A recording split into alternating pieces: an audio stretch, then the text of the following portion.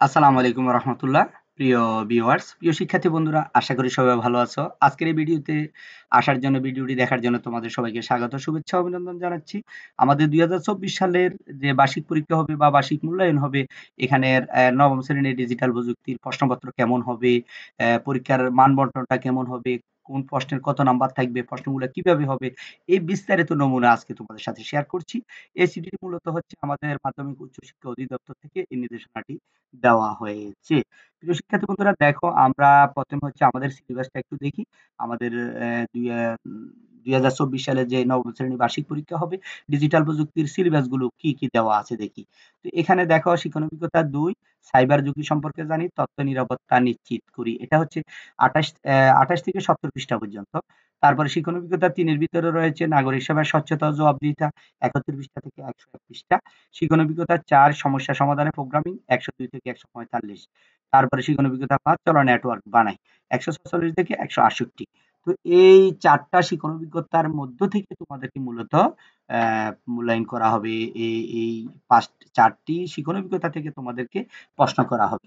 এজন্য এই বিষয়গুলো তোমাদেরকে ভালোভাবে অভিজ্ঞতা রাখতে হবে, ভালোভাবে তোমাদেরকে শিখতে হবে। এই বিষয়গুলো নিয়ে আমাদের অনেকগুলো ক্লাস রয়েছে। তোমরা বিষয়ভিত্তিক ক্লাস আ নবম শ্রেণীর প্লে লিস্টে গেলেই তোমাদের ডিজিটাল প্রযুক্তির অনেকগুলো ক্লাস রয়েছে। শিক্ষণ অভিজ্ঞতা অনুযায়ী তোমরা দেখে নিতে পারো। প্রিয় শিক্ষার্থী বন্ধুরা, আসলে মূল্যায়ন কাঠামোটা কেমন হবে দেখো। শিক্ষণকালীন মূল্যায়ন হবে ৩০%, সামষ্টিক মূল্যায়ন হবে ৭০%। এখন শিক্ষণকালীন মূল্যায়নের ভিতরে তোমার যে ৩০% তোমাকে করা হবে, তোমাকে ৩০ টা নাম্বার দেওয়া হবে। তাহলে এটা কিভাবে উত্তরগুলো, কিভাবে প্রশ্নগুলা তৈরি হবে বা তুমি কি করবা দেখো। এখানে হচ্ছে অ্যাসাইনমেন্ট বা ব্যবহারিক কাজ, নমুনা প্রশ্ন, ২ টি কম্পিউটারের মধ্যে আইপি সেটআপ করার মাধ্যমে নেটওয়ার্ক তৈরি করো। এটা হচ্ছে ১০ নাম্বার থাকবে। তারপর অনুসন্ধানমূলক প্রকল্প, প্রতিবেদন উপস্থাপন। এখানে মুক্ত উৎসের প্ল্যাটফর্মে বিদ্যালয়ের ওয়েবসাইট ডিজাইন করার প্রকল্প উপস্থাপন করা। এটা হচ্ছে ১০। তারপরে হচ্ছে শ্রেণীর কাজ, পাঠ্যপুস্তকে সন্নিবেশিত একক কাজ, দলগত কাজ, ছক পূরণ, বক্স পূরণ, ফ্লো চার্ট অঙ্কন ইত্যাদি বিষয়গুলো থেকে তোমাকে ১০ নাম্বার থাকবে। ঠিক আছে? তো এখানে দেখো নমুনা প্রশ্ন দেওয়া আছে। দলীয় আলোচনার মাধ্যমে বাস্তব জীবনে ঘটা ৫ টি এবং সাইবার জগতে ঘটা ৫ টি বুলিং এর ঘটনাকে চকে উপস্থাপন করতে হবে। এটা হচ্ছে ১০ নাম্বার। এই সব মিলিয়ে তোমাকে ৩০ নাম্বার ব্যবহারিক কাজ মানে হচ্ছে এটা শিক্ষণকালীন মূল্যায়ন হিসেবে তোমাকে দিতে হবে বা এগুলো তুমি করতে হবে।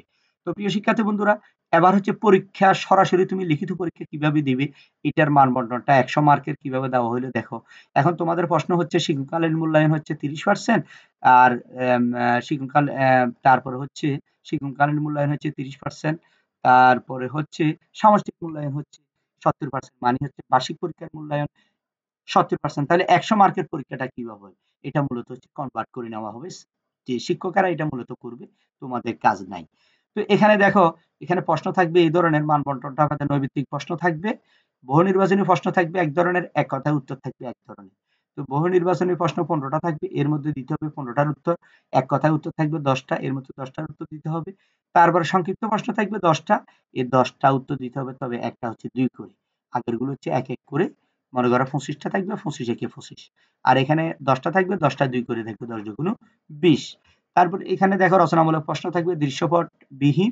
এখানে ৫ টা প্রশ্ন থাকবে, তোমাকে ৩ টা প্রশ্ন উত্তর দিতে হবে, ৩ ৫ ১৫। তারপর রচনামূলক প্রশ্ন দৃশ্যপট নির্ভর। প্রতিটি দৃশ্যপটের বিপরীতে ২ টি অংশ থাকবে, ছোট, ছোট ২ টা প্রশ্ন থাকবে। এভাবে করে ৬০ টা রচনামূলক প্রশ্ন থাকবে। এর মধ্যে তোমাকে ৫ টার উত্তর দিতে হবে। যেমন ৫ আটা ৪০, সব মিলে ১০০ মার্ক। এবার আসো আমরা নমুনা প্রশ্নটা কেমন হতে পারে, কি ধরনের হতে পারে, এটার স্ট্রাকচারটা কি একটু জেনে নিই। তাহলে বার্ষিক পরীক্ষা ২০২৪ নমুনা প্রশ্ন, বিষয় ডিজিটাল প্রযুক্তি, নবম শ্রেণী। দেখো এখানে নৈর্ব্যক্তিক প্রশ্ন, বহু নির্বাচনী প্রশ্ন, এক কথায় উত্তর থাকবে।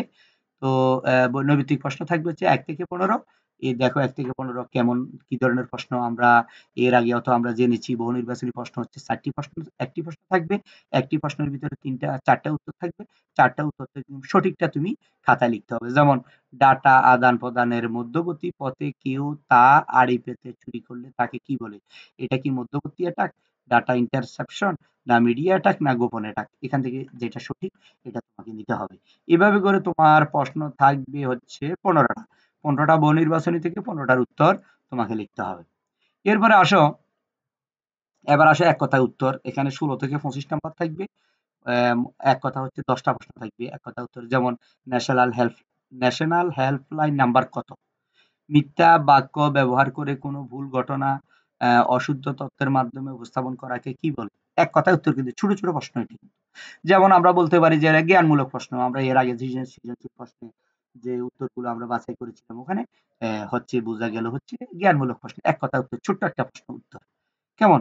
তো এগুলো কিন্তু তোমার ১০ এ ১০ থাকবে। তারপরে দেখো খ বিভাগে আবার আছে সংক্ষিপ্ত প্রশ্নের উত্তর। এটা কিন্তু একটা প্রশ্নের মান হচ্ছে ২। ১০ দুগুণা ২০ নাম্বার থাকবে। যেমন DDoS অ্যাটাক সম্পর্কে যা জানো লিখো। এটা কি জিনিস? সাইবার স্টকিং কি? তারপরে Facebook সোশ্যাল মিডিয়া অ্যাকাউন্ট দ্বারা কি ধরনের ক্ষতি হতে পারে? তারপরে হচ্ছে হুইল লুকের অংশ কতটি ও কি, কি? দেখছো? বুল কি বা বুলের কি ধরনের তথ্য থাকে? এই যেগুলো ছোট, ছোট প্রশ্ন যারা তোমরা শিক্ষণ অভিজ্ঞতাগুলো ভালো করে যদি পড়ে থাকো, ক্লাস যদি ভালো করে থাকো, রেগুলারলি তুমি ক্লাসে যদি যেয়ে থাকো, যেমন ই-ফাস্টফুড কি? তারপরে ডাটা টাইপ কত প্রকার ও কি, কি? এগুলা সব তোমরা খুব সহজে উত্তর লিখে ফেলতে পারবে। একেবারে সহজ।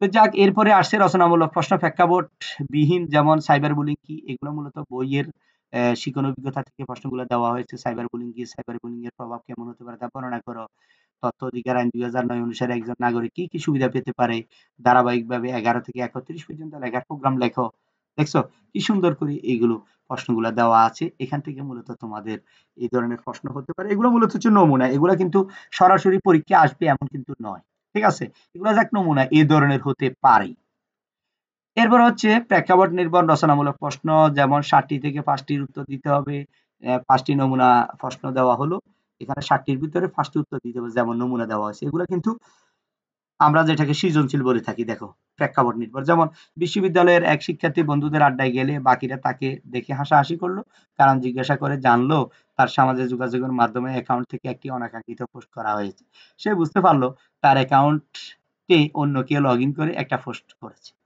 তো এটা থেকে তুমি আবার ২ টা উত্তর লিখতে হবে ক এবং খ। ক এর মান হচ্ছে ৩ এবং খ এর মান হচ্ছে ৫, ৫, ৩, ৮ তাহলে এই ছোট, ছোট প্রশ্নগুলোর উত্তর তোমাকে এই সৃজনশীল প্রশ্নটা দেখে তুমি যদি ভালো করে রিডিং পড়ে থাকো, শিক্ষণ অভিজ্ঞতাগুলো ভালো করে তোমার আয়ত্ত করে থাকো, তাহলে এই প্রশ্নগুলোর উত্তর তুমি খুব সহজে দিতে পারবে। যদি তুমি না বুঝো, তুমি যদি ভালো করে ক্লাস না করো, তাহলে কিন্তু এই সৃজনশীল প্রশ্নগুলোর উত্তর একদমই তুমি দিতে পারবে না। এটা নিশ্চিত থাকো। ঠিক আছে? তো এখানে আমরা এইগুলোই মূলত দেওয়া হলো। তারপরে এখানে নির্দেশনা দেওয়া আছে। তুমি কি কাজ করলে কি দিবে উত্তর? তুমি কি প্রশ্ন লিখতে পারলে, উত্তর লিখতে পারলে তোমাকে কি প্রশ্ন দিবে, কত নাম্বার দিবে এগুলো নির্দেশনা দেওয়া আছে। এগুলো মূলত হচ্ছে আমাদের টিচারদের যারা খাতা মূল্যায়ন করবে, খাতা কাটবে ওদের জন্য। তো প্রিয় শিক্ষার্থী বন্ধুরা, আমাদের নবম শ্রেণীর ডিজিটাল প্রযুক্তি বইয়ের শিক্ষণ অভিজ্ঞতা অনুযায়ী আমাদের প্লেলিস্ট রয়েছে। প্লেলিস্টের ভিতরে নবম শ্রেণী দেখো ওখানে গিয়ে একেবারে শিক্ষণ অভিজ্ঞতা অনুযায়ী, সেশন অনুযায়ী, পৃষ্ঠার নাম্বার অনুযায়ী অনেকগুলো সমাধান করা আছে। তোমরা একটু দেখে নিতে পারো। দেখলে অবশ্যই তোমাদের অনেক কিছু জানা হয়ে যাবে আশা করছি। তো ভালো থাকবে সবাই, সুস্থ থাকবে। আর আবারও নতুন কোনো ক্লাস নিয়ে তোমাদের সাথে হাজির হচ্ছি। আসসালামু আলাইকুম ওয়া রাহমাতুল্লাহ।